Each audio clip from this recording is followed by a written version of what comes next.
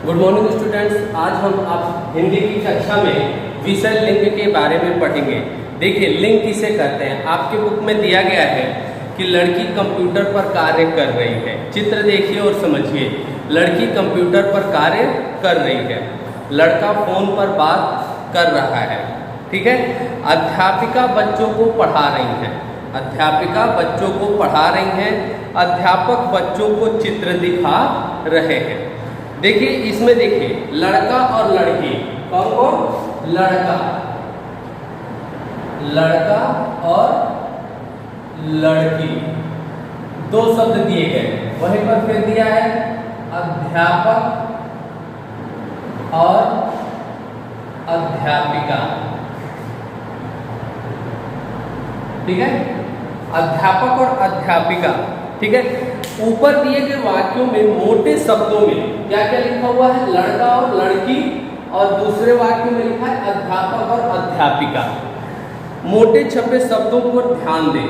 इन मोटे छपे शब्दों में लड़की और अध्यापिका, लड़की और अध्यापिका, लड़की और अध्यापिका, ये दोनों स्त्री जाति का बोध कराते हैं कि यह दोनों अध्यापिका और लड़की जो है, यह दोनों किस जाति के हैं? लड़की जाति के, स्त्री जाति के हैं। ठीक है। वहीं पर जो लड़का है, वहीं पर जो लड़का है और अध्यापक है, लड़का और अध्यापक, यह हमें पुरुष जाति का बोध कराते हैं। तो ऐसे शब्द जो हमें यह बताए कि यह किस जाति का है, ठीक है, स्त्री जाति का है या पुरुष जाति का, जो शब्द हमें यह बताए कि यह स्त्री जाति का है या पुरुष जाति का है, ऐसे शब्दों को हम लिंग कहते, लिंग के बताने वाले चिन्ह कहते हैं, लिंग बताने वाले चिन्ह कहते हैं। लिंग हम प्रतीक के रूप में ही, कोई शब्द नहीं होता है लिंग। शब्द तो संज्ञा सर्वनाम होते हैं, लेकिन लिंग जो होते हैं वह हमें किसी जाति के बारे में बताते हैं। जैसे देखिए, अब मान लीजिए हमने लड़का लिखा, तो लड़का एक संज्ञा शब्द है, लेकिन यह पुरुष जाति का प्रतीक चिन्ह है। पुरुष जाति का क्या है? चिन्ह है कि जो लड़का होगा वह किस जाति का होगा? पुरुष जाति का होगा। ठीक है। उसी तरह से दिया गया आपके बुक में लिंग की परिभाषा, लिंग की परिभाषा।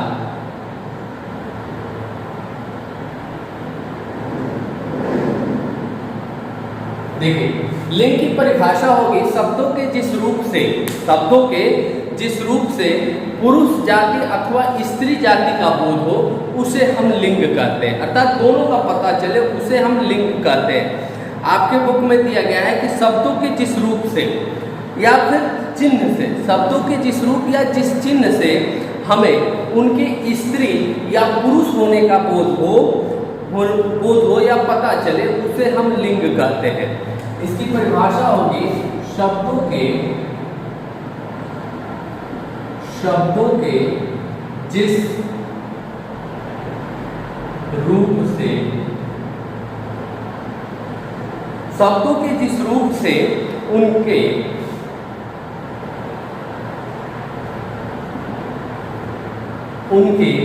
स्त्री जाति अथवा पुरुष जाति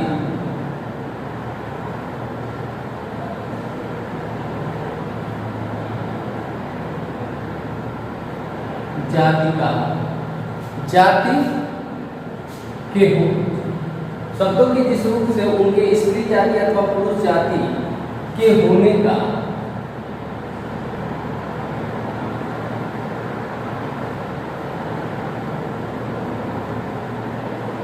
बोध हो, उसे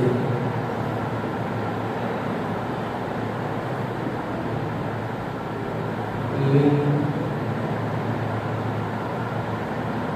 कहते हैं, उसे लिंग कहते हैं। जैसे अब देखिए, मैंने यह को उदाहरण के तौर पर दे दिया, लड़का लड़की अध्यापक अध्यापिका। जैसे मैं लिख दे रहा हूं, जैसे मोर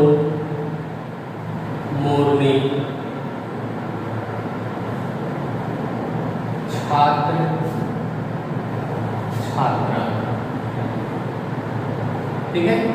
आप देख सकते हैं मोर पुरुष जाति का बोध करा रहा है, मोरनी स्त्री जाति की, छात्र पुरुष जाति का, छात्रा स्त्री जाति का बोध कराती है। अब हम देखेंगे कि इन्हीं स्त्री जाति और पुरुष जाति के आधार पर लिंग के भेद के बारे में जानेंगे कि लिंग कितने प्रकार के होते हैं। तो लिंग के प्रकार, लिंग के प्रकार हम देखेंगे कि लिंग के पुरुष और स्त्री जाति के आधार पर लिंग दो प्रकार के होते हैं, दो प्रकार के होते हैं,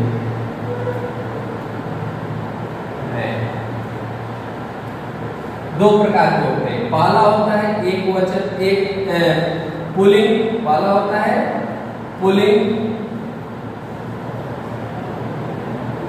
दूसरा होता है स्त्रीलिंग।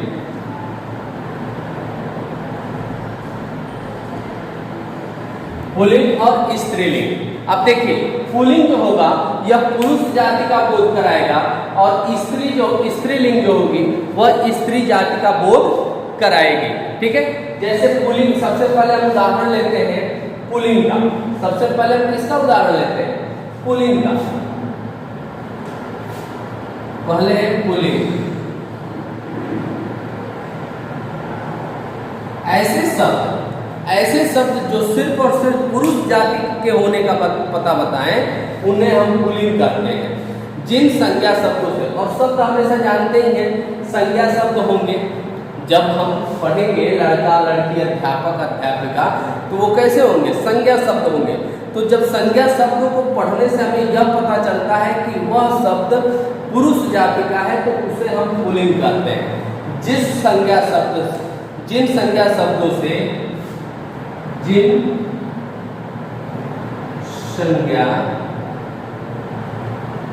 शब्दों से उनके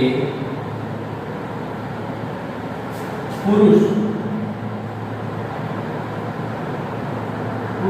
जाति के होने का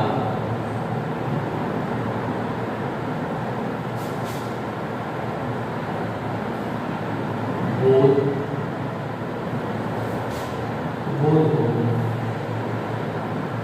उसे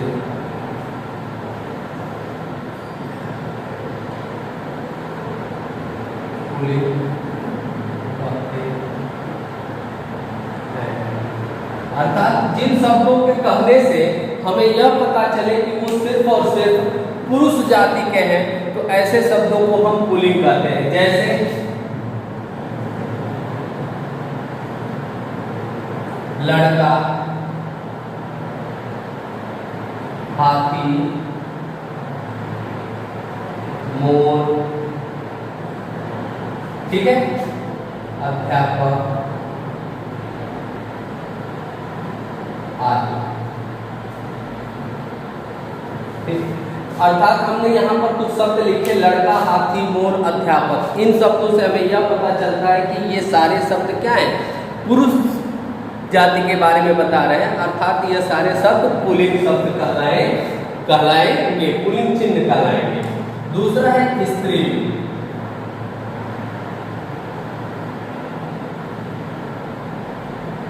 अर्थात ऐसे शब्द जो सिर्फ और सिर्फ स्त्री जाति के बारे में बताते हैं, ऐसे शब्दों को हम स्त्रीलिंग कहते हैं।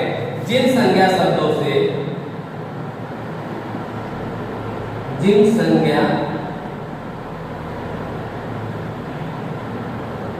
शब्दों से उनके स्त्री होने का, स्त्री जाति के होने का बोध को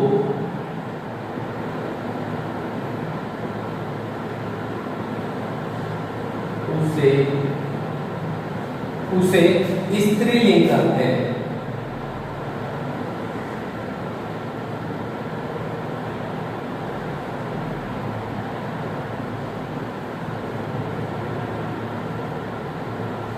जैसे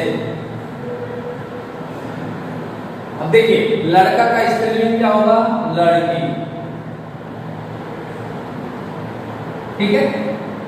उसके बाद दिया गया है मोर मोरनी,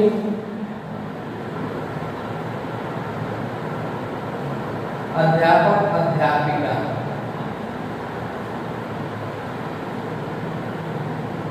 ठीक है। तो इसके अलावा और भी हो सकते हैं। देखिए यहाँ पर शब्द जो दिए गए हैं, इन शब्दों को पढ़ने से हमें यह पता चलता है कि ये सभी के सभी शब्द क्या हैं, स्त्री जाति के हैं। तो जब स्त्री जाति के होंगे अर्थात वह स्त्रीलिंग कहलाएंगे, स्त्री जाति के हैं अर्थात वह स्त्रीलिंग कहलाएंगे, ठीक है। देखिए अच्छा हाथी छूट गया है, तो हाथी का होगा हथिनी, हाथी का होगा हथिनी,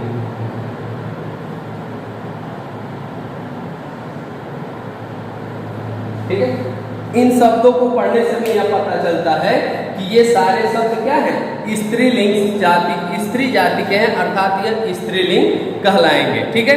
कुछ अन्य भी आप लोगों को बुक में दिया गया है स्त्रीलिंग और पुल्लिंग शब्द, जैसे दादा दादी, बकरा बकरी, चोर चोरनी, मोर मोरनी, गुड्डा गुड़िया, चूहा चूहिया, चिड़ा चिड़िया, ठीक है, घोड़ा घोड़ी। कुछ ऐसे शब्द होते हैं जो सदैव पुल्लिंग होते हैं, जैसे आम, आम शब्द तो हमेशा पुल्लिंग होगा, ये इसका स्त्रीलिंग नहीं होता है। आशु, कटहल, गेहूं, पत्थर, फूल, कागज, ठीक है, अंगूर, दांत, खेल। कुछ ऐसे शब्द होते हैं जो सिर्फ और सिर्फ स्त्रीलिंग होते हैं, वो उनके पुल्लिंग नहीं बनते हैं, जैसे ऊँट, घास, खिड़की, बंदूक, सड़क, पुस्तक, मूछ, कमीज, चटाई, नाक, माला। ये ऐसे शब्द सदैव क्या होते हैं, पुल्लिंग स्त्रीलिंग शब्द होते हैं। तो हमने यहाँ पर पुरुष लिंग के बारे में बताया कि लिंग की परिभाषा क्या होती है, जिन शब्दों से स्त्री और पुरुष जाति दोनों जातियों के बारे में पता चलता है उन्हें लिंग कहते हैं, और उनको पुरुष और स्त्री जाति के आधार पर ही दो भागों में बांटा जाता है, पुल्लिंग और स्त्रीलिंग। पुल्लिंग जिन शब्दों से हमें सदैव पुरुष जाति के बारे में पता चले उसे हम पुल्लिंग कहते हैं, और जिन शब्दों से हमें स्त्री जाति के बारे में बोध हो उसे हम स्त्रीलिंग कहते हैं, ठीक है। तो इन परिभाषाओं को आप याद कर लीजिएगा। आपके बुक में कुछ ऐसे शब्द दिए गए हैं जिनका पुल्लिंग और स्त्रीलिंग दोनों दिया गया है। कुछ ऐसे शब्द भी दिए गए हैं जो सिर्फ और सिर्फ पुरुष जाति के होते हैं, और कुछ ऐसे शब्द भी दिए गए हैं जो सिर्फ और सिर्फ स्त्री जाति की होती हैं। उन शब्दों को भी आप याद करने का प्रयत्न कीजिएगा। अभ्यास कार्य स्वयं पूर्ण कीजिएगा। धन्यवाद।